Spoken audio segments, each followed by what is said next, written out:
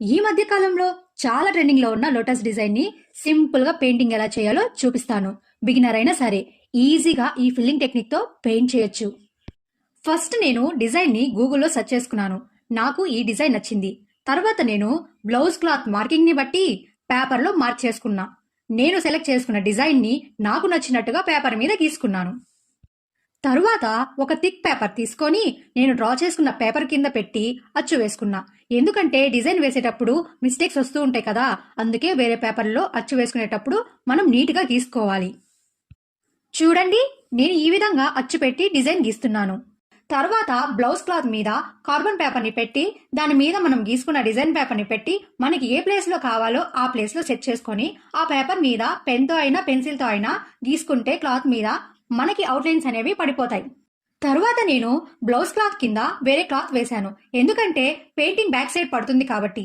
మీరు క్లాత్ అయినా పేపర్ అయినా వేసుకోవచ్చు. ఇప్పుడు మనం పెయింటింగ్ ప్రాసెస్లోకి వెళ్దాం. ఈ ప్రాసెస్లో కంపల్సరీగా మీ పక్కన వాటర్ని అలాగే క్లాత్ని పెట్టుకోవాలి. పెయింటింగ్ వేసేటప్పుడు ఎక్కడైనా పెయింటింగ్ అంటుకుంటే ఆ ప్లేస్లో వాటర్తో క్లీన్ చేయడానికి యూజ్ అవుతుంది. ఈ పెయింటింగ్కి నేను camel brand 15 number and 20 number round బ్రషెస్ని యూజ్ చేశాను. ఈ పెయింటింగ్లో నేను ఫెవిక్రిల్ బ్రాండ్ ఆర్కిలిక్ కలర్స్ని యూజ్ చేశాను. అవి white, pink, red, green and metallic green colour use చేశాను. వీటితో పాటు బైండర్ని కూడా యూజ్ చేశాను. ఫస్ట్ నేను లోటస్కి వైట్ కలర్ని బేస్గా యూజ్ చేశాను. ఇందులో 2 డ్రాప్స్ బైండర్ని కూడా యాడ్ చేశాను. ఎందుకంటే పెయింట్ అనేది గట్టిగా ఉంటే కొంచెం లూజ్ అవ్వడానికి యూజ్ చేశాను. ఒకవేళ మనం డైరెక్ట్గా కలర్స్ని అప్లై చేశామంటే కొన్ని కలర్స్ డల్గా కనిపిస్తాయి. అందుకే వైట్ కలర్ బేస్గా యూజ్ చేస్తే కలర్స్ బ్రైట్గా క్లియర్గా కనిపిస్తాయి. ఈ పెయింటింగ్లో నేను బేసిక్ ఫిల్లింగ్ టెక్నిక్ని యూజ్ చేశాను. యాజ్ ఏ బిగినర్గా పెయింటింగ్ స్టార్ట్ చేయాలంటే ఫస్ట్ ఈ టెక్నిక్నే నేర్చుకోవాలి. పెయింటింగ్ చేసేటప్పుడు పెయింట్ని ఎడ్జెస్ నుండి స్టార్ట్ చేయకూడదు, కొంచెం లోపల నుండి స్టార్ట్ చేయాలి. ఈ వీడియోలో మీరు క్లియర్గా చూస్తే అర్థమవుతుంది. ఈ విధంగా పెయింట్ని ఎడ్జెస్ నుండి లోపలికి ఫిల్లింగ్ చేసుకుంటూ రావాలి.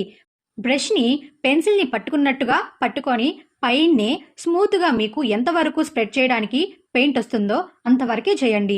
బ్రష్ని గట్టిగా అదిమి పెయింటింగ్ చేయకూడదు. మరొకసారి పెయింట్ని తీసుకొని మనం ఎక్కడ నుండి అయితే స్టార్ట్ చేశామో మళ్ళీ అక్కడ నుండే లోపల సైడ్కి ఫిల్లింగ్ చేసుకుంటూ రావాలి. బ్రష్కి ఎక్కువ పెయింట్ని తీసుకోకూడదు. మనకి ఎంతవరకు పెయింట్ కావాలో అంతవరకే తీసుకోవాలి. ఒకవేళ పెయింట్ ఎక్కువ తీసుకుంటే బ్రష్ని క్లాత్కి తుడిచేయండి. ఒక షేప్ కంప్లీట్ అయ్యాకనే మరొక షేప్కి పెయింటింగ్ చేసుకుంటూ వెళ్ళాలి. వైట్ బేస్ కలర్ ఆరిపోయాక దాని మీద పింక్ కలర్ పెయింట్ని వేసుకోవాలి. ఇది కూడా same as white base colour లాగానే ప్రాసెస్ చేయండి. నెక్స్ట్ స్టెమ్స్కి లైట్ గ్రీన్ కలర్ వేశాను. ఈ ఫిల్లింగ్ ప్రాసెస్కి 20 నెంబర్ బ్రష్ యూజ్ చేశాను.